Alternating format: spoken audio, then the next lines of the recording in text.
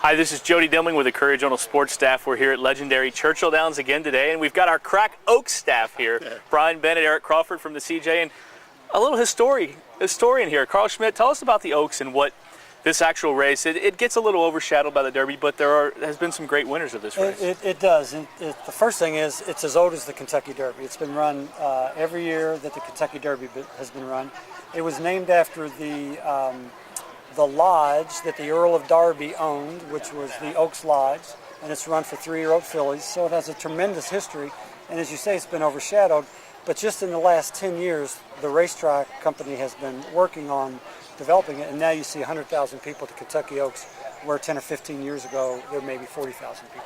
Eric, growing up around here, it's kind of Louisville's day. It's evolved away from that a little bit more, but it's still Louisville's day at the track. That's why it has been known as Louisville's day at the races, yet now it's such a national race. You said the Derby crowd used to be what the Oaks crowd is now, and Louisville's days at the races have come to be the Thursday before Derby and the Wednesday before Derby and that kind of thing. So it really has become a huge thing. The Oaks Day Stakes are excellent. It really is a national racing event. The big race that day, obviously on Friday, is the Oaks, and Brian Bennett, the Rags to Riches, a 5-2 favorite in a really, really solid field of 14 horses that drew yesterday. Just talk about the favorite and out of the Todd Pletcher barn. Yeah, like I said, it's a good field, but obviously Rags to Riches has the most impressive resume of any horse in this field. She's won 2 Grade 1 stakes. Really impressive moves at the end, especially her last one where she just kind of exploded out of the stretch, and being trained by Todd Pletcher, who's obviously the hottest Boy, there's a shock, a favorite of Todd Pletcher barn. The only drawbacks on her, she's pretty lightly raced, only had 4 races, and the one time she ran here at Churchill, although it was a short maiden, she lost. So with a big field like that, anything can happen. Any picks real quick?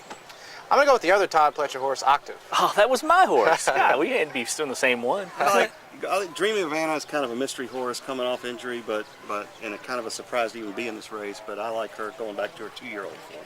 I don't have a pick, but I'll tell you another thing real quickly is that the size of the field has grown incredibly over the last few years, and I think that has to do with the fact that the whole aura of the Kentucky Oaks has been elevated. Not unlike the Derby. It used to be there would be 6 or 8 horses in this race, fillies in this race, and now you're seeing full fields. Well, and don't forget on Friday, if you have a good pick in the Oaks, make that Oaks Derby double. It's paid over $500 the last 2 years. This is Jody Dimling, and I'm here with our CJ staff. We're back tomorrow with some picks for the Kentucky Derby.